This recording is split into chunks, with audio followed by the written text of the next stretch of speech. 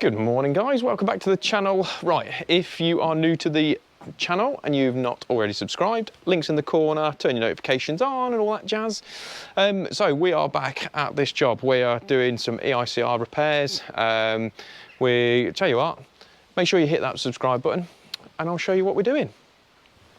So here we're going to be sorting this lot out. So we've already put the cable in on a previous video for that. So that's going, that's up into the loft, disconnecting all that. Get rid of that switch because they're obviously wrong cable used outside as well. So that's going to become on a wireless switch. We're also going to be changing out that floodlight down there because that's got, again, bad installation. Doesn't work anyway. So that's got to go. There's a bit of fault finding to do on one of the circuits, which is actually inside the conservatory. And around here, we're going to be replacing this cable here because it is at the top there showing some signs of deterioration, and also not a very good job, is it? So that's going to be replaced with some armoured down to there. That feeds off into the conservatory. Also upstairs, we have got a couple of downlights to fit because they're non-IP rated in the bathroom. Also, the microphone's sort of been playing up. That's why I'm back to the old furry jobby. Today's video is sponsored by Tradify. For those of you who don't know what Tradify is, it is a job management software. Sean, did you know that? I did. You're aware of that? I am aware of this. You have used this, haven't you? Several times, and I am completely computer illiterate. And how do you find it? Just dead easy. Yeah. Dead easy. So a massive endorsement that is from the world's worst IT engineer in the world. But yes, for those, we generally do run the entire company using Tradify. You can use it on your phone, your iPad, tablet, PC, whatever you want to use it on. It is brilliant. You can organise all your jobs properly. Set up all your terms and conditions as well. So we do all our quoting, our invoicing. It also gives us notifications now because we've linked it to our website. So for the link for that is actually below. So if you want us to come and do work for you, you can go via our website, click on get a quote now, and that will actually send me a message from our website through Tradify to me, so we can crack on like that and get the job and the ball rolling a lot faster.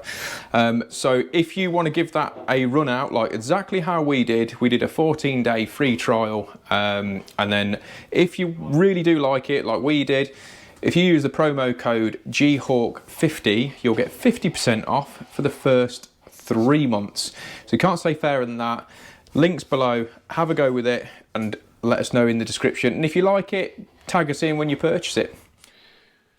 So what we're going to be using for this, we've got a wireless kinetic switch kit. So that's going to be going upstairs, and that's that one.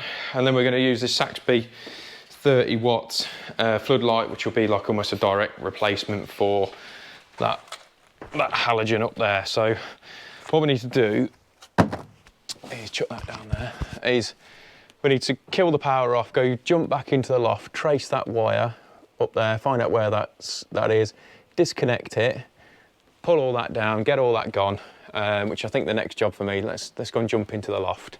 So this is a light switch here for obviously this loft, and then that light switch then activates the power that leads then down out that way, down outside for basically that. Now also I've got a load of slack here that then wanders off down that direction. So what we're going to do, we'll figure out what's going on with that and we'll shorten all that up and make it all neat and disconnect to the other side. So as it stands right now, that will now be energized. So we better go and kill the power. So what I'll do is I'll sort all this lot out and then we'll jump back in when we go back outside, I think. Okay, so I've got rid of that cable, that's all gone. Replaced it for, what am I doing? I replaced it for a 1-gang switch as well and shortened all that other cable up. So, we've just been and pulled all the rest of that back through the loft. Join me on the ladders. So, what we're going to do is going to put a bit of fire sealant in there, but remove all the clips. Don't be lazy. Make sure you remove them all down to here. So I've got to this point now. So you can see that we've got a build-up, whatever the hell that is, but I don't think the IP rating now is any good. That, if I'm not mistaken, is a paper clip. So I think when people say, oh, that's fine, that is, it still works. No, not good. The other thing is, well, that was all working and live. So took the light switch off and they've gone to the effort of, it's mental, taping that end up, but they're all still live. They were all still like that because this is not how you do it. You do not bring in the cable like that because this is always going to happen. You're always going to get water ingress that way. Now, if you, I know it doesn't look as pretty, but if you bring that round and came in that way, the water's got a lower point to drip off. That's a much better way of doing it, but that, stupid, really, really stupid. They've gone to the extent of taking that off, but not disconnecting it from there. What's the point? What's the point in doing that? No point whatsoever. Whoever's done that, you're an idiot. Really are. Okay, so as you can see, the light is done. Now the the install is so much better now. I know you sound a bit big-headed, but it is so much better, and it could have easily been done that way, but they decided not to. So it is really important that you do seal any of these holes at the top, because what will happen is over time you'll get, you know, it's another entry point for wasps, bees, that sort of thing, and you just need to make sure you seal those up. The other thing now is that obviously that you're stopping any water ingress coming back in on the install that you've done. So behind the good thing about the whiskers is that they're all sealed all the way around anyway. So even when you're fixing, you're not breaking that seal because they're fixing on the outside anyway. So it's perfect. Also on the center of them, there's got like a rubber as well. So as you're putting your cable through, it's all tightly wrapped with obviously with the rubber seal that goes round it, and also behind that you want to seal that hole as well, so it's completely and utterly done and dusted, so you don't have to worry about it. But I think from looking at it, I think you'll all agree that, just whack that down there, I think you'll agree that's actually a much better install. So all nice and neat. Now what I've done is I've also put the light back in the original position, because over the years this has been painted and it's now, so it pretty much covers what was there. So I don't know whether you can see that, but it's a lot better than leaving it, moving it down here or further up, because then the customer's definitely got to repaint all that. So obviously the Wago 221s are on as standard. Stuffing gland. Now you've got to make sure, obviously it sounds stupid, but a lot of people forget to actually tighten that up. So it's pointless then.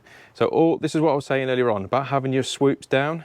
So you've got, so for water, because obviously when it rains, it might be hammering it in, coming across this way, runs down that cable, and it's going to get to that point there and then drop off. It's not going to go all the way up. Capillary action, you will get a little bit going up, but you're never going to get that far on there. So that is a much better install now. So all that's left to do on that is get the lid on it, and then we'll go inside and I'll show you how to wire up all of the wireless switch inside of it, and then we'll come outside and make sure it's all good. Okie dokie, so we've got the new wireless switch module, all wired in. So this is my incoming supply from that fuse spur there, and obviously this goes out to the light, okay? So now's the time to pair them up. So we need to energize it, and you'll see there's a little LED, I don't know whether you can pick that up, to be honest. So you press and hold that,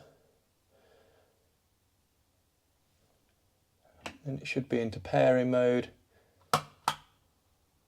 So you press that, and that should have paired it up. So we'll pop outside and go and make sure that's all working. But before we do all that, we might as well put this on. We'll wire this up and get that on. I always like to label everything. I just think it's a lot easier, because somewhere down the line we're like, why is there a blank plate on there, and not actually know what it's for. So we'll pop that on and then we'll go downstairs. Okay, so we are obviously outside now. So now looking at it, this is basically the moment of truth. So it should be paired up. So we should all be ready just to one click and it's off. It's on its way. And there you have it. So another install. The good thing about this is that you can pair up to, I think it's 2, 3, 4 another switches. So if you wanted to have one here, one over the other side of the house, one upstairs, not a problem, easy enough, same procedure, just pair another switch, another switch, another switch. So the other thing is with this, because I don't know exactly where the client wants to keep this switch, it's got some basically self-adhesive, like double-sided sticky tape off a Blue Peter. So you can just mount that wherever, but they might want it inside a cupboard or anything like that. But I think you'll agree, much better install. So another one ticked off the list, boom, done. So we're on to the next one. So right, let's crack on with the rest. Okay, so that's all the armoured sorted on this side. So as I run it down, use the old laser level as you saw. Make sure that's all nice and neat and then glanded back in. Obviously with the whisker flying lead. So the other jobs I've been up to, because I'm about done now, but a client's had somebody around to measure up, so couldn't do any more filming. So round here we've also fitted the new security light on this side. Now the whisker box, when the previous people had drilled that through, they actually drilled it straight on hammer, smacked it straight through, so it blew half of the brick face off. So what I've done, I've used the 308 on here, which usually I'd like to use the smaller version, but I thought it'd actually be a better job on there to have the 308 on, because it actually covers the complete blowout, which would be better. And then we've just set up a little 20 watt on there, so that's another job done and dusted now. I've also cut a couple of tiles for the client as well, because they wanted some tiles cut in. And the downlights and stuff are all sorted upstairs, and we're all ready to go. So like I say, hopefully you've enjoyed it, and if you have, don't forget to hit the subscribe button if you haven't done also already. And yeah, thanks for watching, and we shall see you on the next one. Take care guys, bye.